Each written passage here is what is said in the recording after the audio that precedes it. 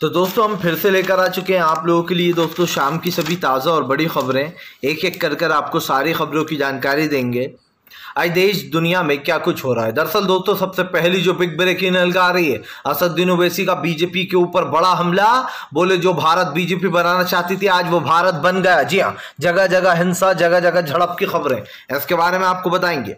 वहीं पर अगली बिग ब्रेकिंग में हम आपको बताएंगे दोस्तों खरगोन में चला बुलडोजर। जी अब आप समझिए दोस्तों, एक विशेष समुदाय को खुश करने के लिए जिनके घरों पर, जिन मुस्लिम के घरों पर पथराव हुआ था, उन्हीं लोगों के घर पर और दुकानों पर बुलडोजर चला दिया गया। बताएंगे कैसे अन्याय की एक अलग ही कहानी लिखी जा रही है। वहीं पर अगली बड़ी खबर में हम आपको बताएंगे दोस्तों केसीआर ने दी मोदी सरकार को 24 घंटे की मोहलत। बोले गिरा देंगे सरकार। जी हां, अगर किसानों से लिया पंगा तो इसके बारे में आपको बताएंगे। वहीं पर दोस्तों लखीमपुर खीरी के मामले में अब घिर गई है मोदी सरकार। दरअसल आपको बता दें जो चश्मदीद गवाह है उसके ऊपर हमला कराया गया, प्रशांत भूषण ने जानकारी दी है। वहीं पर अगली बड़ी खबर में हम आपको बताएंगे दोस्तों बजरंग मुनिदास को जी हां सजा दिलाने के लिए मुस्लिम महिलाएं उतरी सड़कों पर, इसके बारे में भी आपको बताएंगे।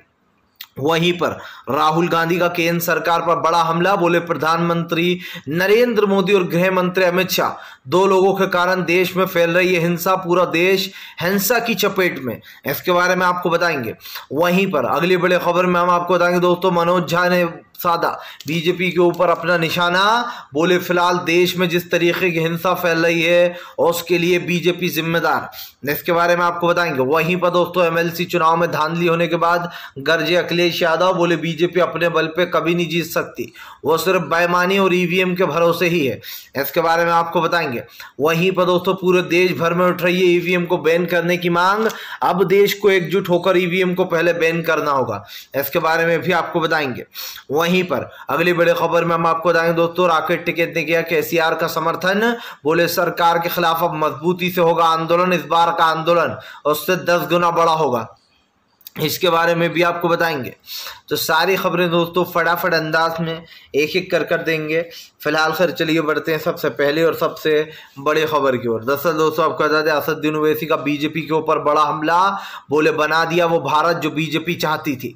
दरअसल दोस्तों भारतीय जनता पार्टी के ऊपर हमेशा से ये आरोप लगते रहे हैं कि नरेंद्र मोदी हिंसा को बढ़ावा देते, वो हिंसा पर दोस्तों चुप्पी साधे रहते। आप देखिए पूरे देश में हिंसा का माहौल है और आखिरकार जिसने ये माहौल बनवाया वो ट्वीट भी क्यों करेगा दोस्तों। प्रधानमंत्री नरेंद्र मोदी का ना ही कोई ट्वीट आया और ना ही कोई जवाब आया कि देश में शांति बनाए रखें, हिंसा ना फैलाएं।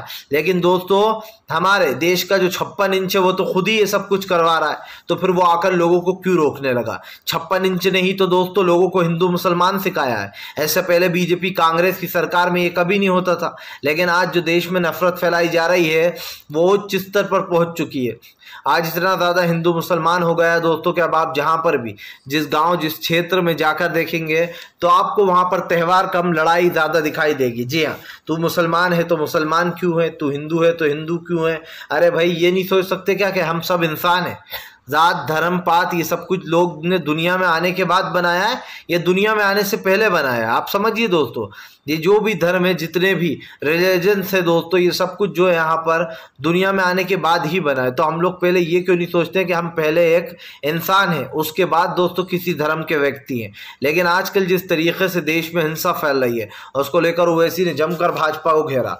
ओवैसी ने कहा कि फिलहाल जिस तरीके से देश में भारत में हिंसा फैल रही है उसकी जिम्मेदार सिर्फ मोदी सरकार है, क्योंकि ना ही प्रधानमंत्री नरेंद्र मोदी दोस्तों लोगों को आकर रोक रहे हैं, ना ही वो ट्वीट कर रहे हैं। इसका सीधा सा मतलब यही है कि प्रधानमंत्री जो भारत चाहते थे वो भारत उनको मिल गया, जहां पर जगह जगह हड़प हो, जहां जगह जगह हिंसा हो। और ये सब कुछ साफ दिखाई दे रहा है, साफ दिखाई दे रहा है। आने वाले जो चुनाव है दोस्तों हिमाचल प्रदेश और गुजरात के, उसके लिए हो रहा है। और इसके बाद 5 राज्यों में और होंगे चुनाव, महाराष्ट्र, छत्तीसगढ़, राजस्थान, मध्य प्रदेश और दोस्तों जो तेलंगाना, यहाँ तो तमिलनाडु, इन 5 राज्यों में भी चुनाव होंगे इन 2 राज्यों के बाद। और उसके बाद तो आपको पता ही है सेमीफाइनल खेला जाएगा 2024 का, और मोदी सरकार अभी से प्लानिंग कर बैठी है। चलिए बढ़ते हैं और अगली एक ब्रेकिंग की तरफ। बता दोस्तों के लिए जो बड़ी खबर निकल कर आ रही है पूरे देश में दोस्तों, भगवा आतंक। जी हाँ, जगह जगह मस्जिदों को दोस्तों तोड़ा जा रहा है, मस्जिदों को शहीद किया जा रहा है, जगह जगह मस्जिदों पर भगवा झंडे लगाए जा रहे हैं। और ये एक वीडियो नहीं है दोस्तों, जगह जगह से वीडियो निकल कर आ रहा है। खरगोन की मस्जिद से आया है, गुजरात की मस्जिद के पास से आया है दोस्तों, मध्य प्रदेश की मस्जिदों से निकल कर आए हैं।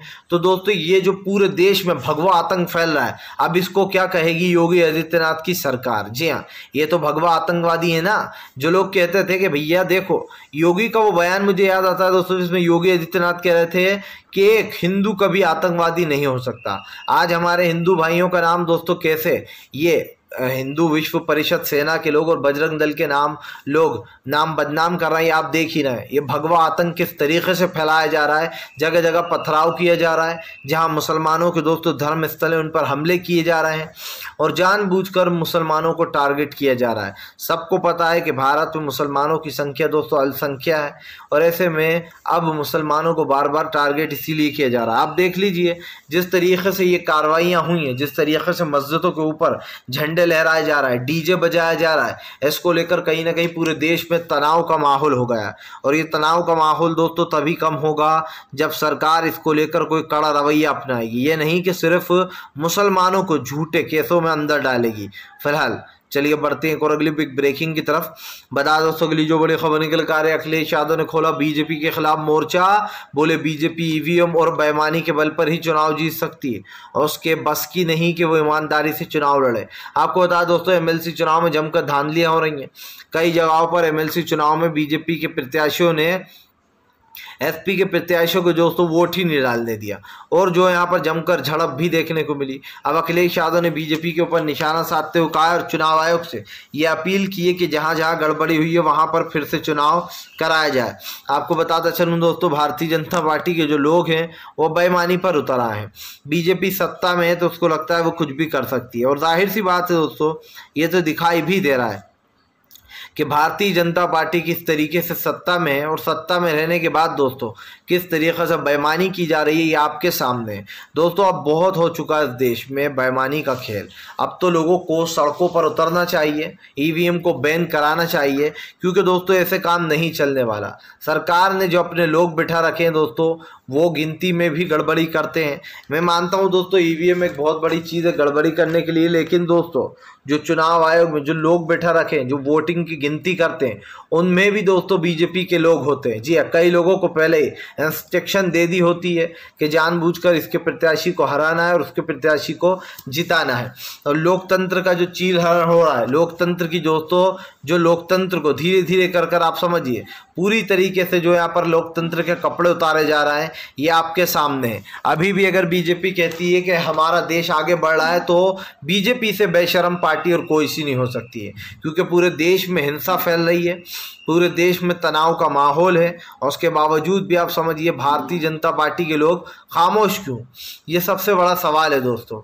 चलिए बढ़ते हैं और अगली एक ब्रेकिंग की तरफ। बता दोस्तों अगली जो बड़ी खबर निकल कर आ रही है, दरअसल दोस्तों आपको बता दें अब केसीआर ने दिया बीजेपी को खुला चैलेंज। बोले अगर जल्द ही 24 घंटे में किसानों की बात नहीं मानी तो गिरा दी जाएगी सरकार। आपको बताते चले दोस्तों अब केसीआर किसानों के समर्थन में उतर आए। आपको बताता चलूँ दोस्तों केसीआर की अभी हाल ही में प्रशांत किशोर से मुलाकात भी हुई थी। प्रशांत किशोर से मुलाकात करने के बाद प्रशांत किशोर ने भी कहा था कि उनकी राजनीति पर ही अच्छा होती है केसीआर से। आपको बताता चलूँ दोस्तों केसीआर ममता बनर्जी के और जो है यहाँ पर महाराष्ट्र सरकार इन दिनों केसीआर सबसे मिल रहे हैं। ये भी कयास लगाए जा रहे थे कि केसीआर जो है यहाँ पर दोस्तों तीसरे फ्रंट की तैयारी में जुट गए हैं ममता बनर्जी से मिलने के बाद। इधर दूसरी तरफ दोस्तों हम आपको बता दें देश में जिस तरीके का माहौल बनाया जा रहा है उससे लड़ने के लिए भी केसीआर एक्टिव दिखाई दे रहा है। यही कारण है जो केसीआर ने अब किसानों के मुद्दे को अपना बनाया और पूरा तेलंगाना दिल्ली में आकर बैठ गया, दिल्ली पर धरने पर बैठा हुआ है। सरकार को उन्होंने सीधे सीधे चेतावनी दी है कि 24 घंटे के अंदर जो यहाँ पर इस आंदोलन को ख़त्म कराया जाए और जो है किसानों की बात मानी जाए, वरना सरकार गिराने में देर नहीं लगेगी इस देश के किसान को। जाहिर सी बात है दोस्तों बहुत सारे किसान जो है वो अभी भी समझ नहीं पा रहा है कि उनका कितना ज़्यादा नुकसान हो रहा है और जिस तरीके से किसानों का नुकसान हो रहा है इससे कहीं ना कहीं सरकार को बहुत फ़ायदा हो रहा है। कई फसलें तो खरीदी ही नहीं जाती हैं खरीदी जाती है दोस्तों उनका सही दाम नहीं दिया जाता है। बेसिकली अगर बात की जाए समर्थन मूल्य की यानी कि एमएसपी की, वो सही दाम पर लोगों को जब अनाज ही नहीं खरीदा जा रहा है। हर तरफ से सरकार किसानों को दोस्तों पूरी तरीके से कंगाल करने में लगी है। कई फसलें सरकार खरीदती नहीं है तो कई फसलों पर दोस्तों किसानों को फसलों पर एमएसपी ही नहीं दी जाती है। और यही कारण है जो धीरे धीरे कर कर दोस्तों किसान की आमदनी अठन्नी होती चली जा रही है और खर्चा रुपया होता चला जा रहा है। इस बात को झुटलाया नहीं जा सकता कि देश में दोस्तों अब आपातकाल की स्थिति आने वाली है। प्रधानमंत्री नरेंद्र मोदी के राज में आज देश किस ऊंचाइयों से गुजर रहा है ये आपने और हमने बखूबी देख लिया है। देश में हिंसा का माहौल, जिस तरीके से वायलेंस फैल रहा है, इस वायलेंस को रोकने के लिए बीजेपी ने अब तक तो फिलहाल कुछ नहीं किया है। सरकार को दोस्तों इस पर थोड़ा संज्ञान लेना चाहिए था, खास कर उन भगवाधारियों पर जो लोग मस्जिद पर जाकर झंडे फहरा रहा है। उनके ऊपर न जाने कितनी एफआईआरें होंगी दोस्तों, लेकिन इन लोगों को बाकायदा पहचाना जा सकता है कि कौन कौन मस्जिद पर चढ़कर झंडे फहरा रहा है, लेकिन इनकी गिरफ्तारियां ही नहीं हुई हैं। ये इस देश का सबसे बड़ा पता है दुर्भाग्य है दोस्तों कि हमारे देश में जो अल्पसंख्यक है उनको बहुत जल्दी गिरफ्तार कर लिया जाता है, यूएपीए लगाकर सालों जेल में सड़ाया जाता है हिंदू भाइयों को खुश करने के लिए। और बीजेपी जैसे ही कोई हिंदू व्यक्ति दिखाई देता है दोस्तों तो उसको देखिए आप, जितने भी भगवाधारी मस्जिद पर झंडे फहरा रहा है वो सारे किस धर्म के, हिंदू धर्म के, लेकिन उनको अभी तक गिरफ्तार नहीं किया गया। और यही मैं आपको समझाने की कोशिश कर रहा हूं कि हमारे हिंदू धर्म को बदनाम किया जा रहा है दोस्तों, हिंदू और मुस्लिम भाइयों को आपस में लड़वा कर, और हिंदू भाइयों को खुश करने के लिए उन भगवाधारियों पर कोई कार्रवाई नहीं हो रही जो आतंक पसार रहे हैं। और ये आपको हमें अच्छे से समझना होगा कि आज केसीआर भी जो किसानों के मुद्दे पर आए हैं दोस्तों, उसमें कहीं ना कहीं देश की नीतियां छुपी हैं। अब तो दोस्तों अब लोगों को सिर्फ किसानों पर ही भरोसा रह गया है। अब इस देश का किसान ही है दोस्तों जो सड़कों पर उतरकर इस सरकार की नट्टी ठिकाने लगा सकता है, इनको इनकी असली जगह दिखा सकता है, या फिर यूं भी कह दे कि औकात दिखा सकता है। क्योंकि इस सरकार के जो शुरुआत थी दोस्तों वो ऐसे थी कि हम अच्छे दिन लाएंगे, लेकिन दोस्तों अच्छे दिन तो आए नहीं, पर किसानों के लिए बुरे दिन ज़रूर ले आई सरकार। चलिए बढ़ते हैं एक और अगली बिग ब्रेकिंग की तरफ। बता दोस्तों अगली जो बड़ी खबर निकल कर आ रही है दोस्तों, लखीमपुर खीरी के जो मेन दोस्तों विक्टिम है, जिसने सब कुछ होते हुए देखा है, उसके ऊपर हमला किया गया दोस्तों जानलेवा। प्रशांत किशोर ने ट्वीट कर दी चेतावनी, और जो है एक तरीके से जो यहाँ पर वो भी दिया है कि भैया देख लो इस तरीके से हमले हो रहा है आशीष मिश्रा को बेल देने के बाद। आपको बता दोस्तों जब से आशीष मिश्रा को बेल मिली है तब से जो लोग चश्मदीद गवाह हैं जिन्होंने ये होते हुए देखा था, उन लोगों के ऊपर दोस्तों हमले किए जा रहा है। अब आपको बता दें दोस्तों जो लखीमपुर खीरी का चश्मदीद गवाह है उसके ऊपर बाकायदा हमला किया गया, उसकी जान जाते जाते बची है। और जो है यहाँ पर प्रशांत किशोर ने ट्वीट कर ये जानकारी दी है। जाहिर सी बात है दोस्तों आशीष मिश्रा का बाप जो अजय मिश्रा और टेनी है वो दोस्तों आप समझिए पूरा जो है यहाँ पर मंत्री पद है उसके पास। अब ऐसे में दोस्तों आप समझ सकते हैं कि वो आशीष मिश्रा को बचाने के लिए हर मुमकिन कोशिश करेगा। वो किसी भी हाल में दोस्तों आशीष मिश्रा अपने बेटे को बचाना चाहेगा, और यही कारण है जो अब जो चश्मदीद गवाह है उसके ऊपर भी हमले किए जा रहा है। इसका मतलब साफ है कि उसकी जान को दोस्तों खतरा है। कभी भी जो यहाँ पर बीजेपी के लोग या फिर इन संगठनों से जुड़े हुए लोग आशीष मिश्रा को बचाने के लिए उस व्यक्ति की जान भी ले सकते हैं। और यही कारण जो सरकार को दोस्तों जल्द से जल्द उसको जो यहाँ पर सिक्योरिटी देना चाहिए। अब आप समझिए जिसको सिक्योरिटी की ज़रूरत है उसको तो सिक्योरिटी दी नहीं जाती है, लेकिन दोस्तों जिसको ज़रूरत नहीं है उनको सिक्योरिटी दी जाती है। और आप अच्छे से समझ सकते हैं कि ये आखिरकार चल क्या रहा है। ये सब कुछ सरकार के नाटक हैं। सरकार जिस तरीके से दोस्तों कानून बनाती है, संशोधन करती है, उसमें सरकार की नाकामियां साफ दिखाई देती हैं। सरकार को यही लगता है कि अभी भी वो सत्ता में रहेगी। 2024 के लिए भी सरकार सोचे अरे हाँ हमारा कोई क्या बिगाड़ लेगा, हम तो सत्ता में, हमारे ऊपर तो कोई कार्रवाई भी नहीं कर सकता है। लेकिन सरकार ये भूल गई कि सत्ता किसी के बाप की बपौती नहीं है। जिस दिन सिक्का पलटेगा उस दिन दोस्तों दंगल का जो राजा है वो भी पलट जाएगा। और यही कहते हैं कि मोदी सरकार गलतफहमी में जीती रहे, लेकिन गलतफहमी ज़रूर दूर होगी। फिलहाल खैर चलिए हम बढ़ते हैं दोस्तों एक और अगली बिग ब्रेकिंग की तरफ। बता दोस्तों अगली जो बड़ी खबर निकल कर आ रही है, दरअसल दोस्तों आपको बता दें अब मुस्लिम महिलाएं उतरी सड़कों पर। दरअसल दोस्तों आपको बता दें महंत मुनीदास के खिलाफ सड़कों पर उतर गई हैं मुस्लिम महिलाएं। आपको बता दें मुस्लिम महिलाओं को घर से निकाल कर रेप करने की बात की थी इस महंत ने, और कहा था कि इनको तो मैं रेप करूंगा मुस्लिम महिलाओं को। इस तरीके की बातें जो कही थी दोस्तों अब उसको लेकर ये खुद ही फंस गया। आपको बता दें मुस्लिम समाज की जो महिलाएं हैं वो सड़कों पर उतर गई हैं और उनका कहना है कि फ़िलहाल इसको पूरी तरीके से इसको सज़ा दी जाए और इसके ऊपर कार्रवाई की जाए। आपको बताएं दोस्तों, कार्रवाई की मांग हो रही है महंत मुनिदास के ऊपर, क्योंकि जिस तरीके से महंत मुनिदास ने मुस्लिम महिलाओं को टारगेट बनाया था और ख़ास कर बहुत ही गंदी टिप्पणी की थी, ये दोस्तों पूरे देश के लिए वो जो है बहुत ही दुख की बात है। आज देश में महिलाओं के रेप करने की बात की जाती है और ऐसे लोग दोस्तों खुलेआम घूमते हैं। सरकार सिर्फ ये आश्वासन देकर उनको चुप करा देती है कि हम कार्रवाई करेंगे, लेकिन आप समझिए दोस्तों उनकी गिरफ्तारियां नहीं होती और ऐसे लोग दोस्तों आराम से बाहर घूमते फिरते हैं बाहर से, क्योंकि एक ऐसी निकम्मी सरकार अगर किसी देश को मिल जाए तो दोस्तों वहाँ का यही हाल होगा। आप देखिए पाकिस्तान में कैसा तख्ता पलट हुआ। इमरान खान के काम से लोग खुश नहीं थे और लोगों ने तख्ता पलट कर दिया, लेकिन दोस्तों अब साफ दिखाई दे रहा है कि इस सरकार का भी तख्ता पलट होगा। इस सरकार का अंत का समय करीब आ चुका है दोस्तों। सबसे पहले हलाल मीट, उसके बाद हिजाब दोस्तों, उसके बाद देश में मुसलमानों से ना फल खरीदने की अपील, मुसलमानों को दोस्तों एक्साइट करने की अपील, मस्जिदों पर लाउड स्पीकर उतारना, और ये सब चीज़ें ही दोस्तों आप लिख के रख लीजिए मोदी के अंत का जो यहाँ पर कारण बनेंगी। मोदी सरकार के जो सत्ता का अंत है उसका कारण बनेंगी, क्योंकि सत्ता के अंत में अब मोदी सरकार की विदाई होगी। जो गृह मंत्री अमित शाह है और जो दोस्तों नरेंद्र मोदी है, ये दो नाम ऐसे हैं जिन्होंने देश को पूरी तरीके से दोस्तों बेड़ा गर्क कर रखा है।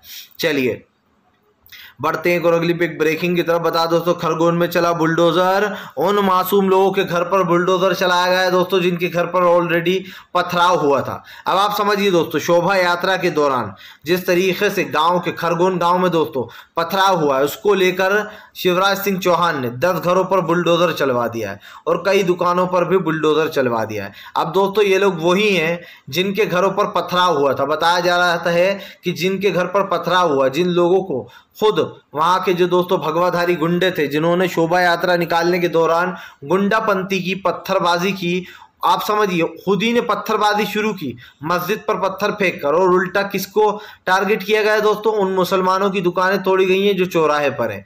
उन मुसलमानों के घर पर बुलडोजर चलाए गए दोस्तों जो कि मुस्लिम समुदाय के। यानी कि दोस्तों जो भी कार्रवाई होगी वो सिर्फ मुसलमानों पर ही होगी, जो भी दोस्तों आरोप लगाए जाएंगे वो सिर्फ मुसलमानों पर ही लगाए जाएंगे, क्योंकि सबको पता है कि इस देश में अल्पसंख्यक जो है वो मुसलमान है।